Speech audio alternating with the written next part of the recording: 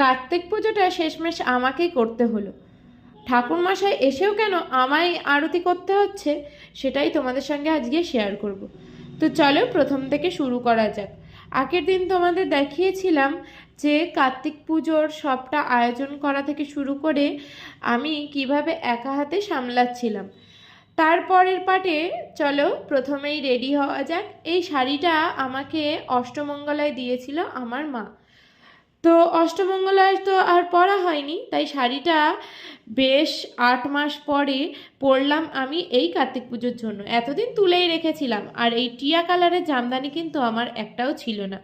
এই প্রথম আমি সবুজ কালারের জামদানি শাড়ি পরলাম। আমার কাছে কালেকশনে তোমরা দেখতে পাবে প্রচুর জামদানি আছে, কারণ আমি জামদানি শাড়িটা খুব ভালোবাসি।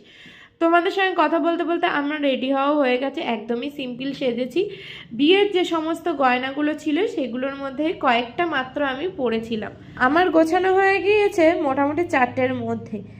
এবার চলো কিছু করা যাক। তো কিছু করা বলতে আমাদের পাশেই একটা ক্ষেত ছিল গাঁদা ফুলের। দেখো আমার মাথায় যে গাঁদা ফুলগুলো আছে সেগুলো ওই ক্ষেতেরই। তো সেখানেই চলে এসেছিলাম একটু ফটোশ্যুট করার জন্য। আর এমন টাইমে আমরা চলে এসেছিলাম, সেই সময় ওই ক্ষেতের মামা ওখানে বীজ তেল দিচ্ছিল, কিন্তু কিচ্ছু করতে না পারায় আমরা সাইড থেকে কয়েকটা ভিডিও তুলে নিয়ে চলে আসি।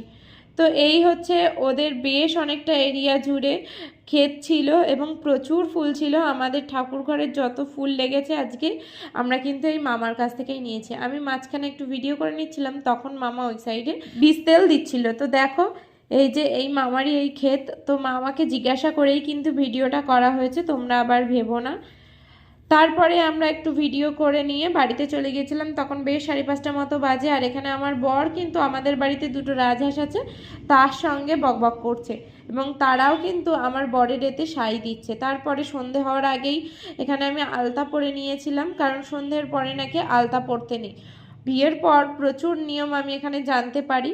তো তারপরে বেশ খানিকক্ষণ বসে থাকার পরে হঠাৎই 6:30 নাগাদ ঠাকুরমশাই হঠাৎ করেই আমাদের বাড়িতে চলে আসে পুজো করার জন্য। না হলে নাকি অনেক রাত হবে। আর পরের দিন ডিউটি থাকায় আমি বললাম ঠিক আছে তাড়াতাড়ি করেই পুজোটা সেরে নেওয়া যাক। কিন্তু এ এক কাণ্ড হলো, ঠাকুরমশাই 10 মিনিটে পুজো করে দিয়ে কমপ্লিট করে চলে গেল।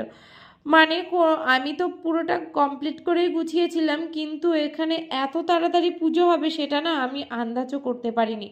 কারণ কার্তিক পুজো হয় 4 প্রহরে, আমি ছোটোবেলা থেকে এটাই জেনে আসছি। এখন সবাই ব্যবসা করার জন্য মাত্র 10 মিনিটে পুজো করে চলে যাচ্ছে, কেউ আধ ঘন্টায় পুজো করে চলে যাচ্ছে। আর হোম তো হয়ই নি, নাকি হোম হলে নাকি বাড়িতে পুজো হয় না।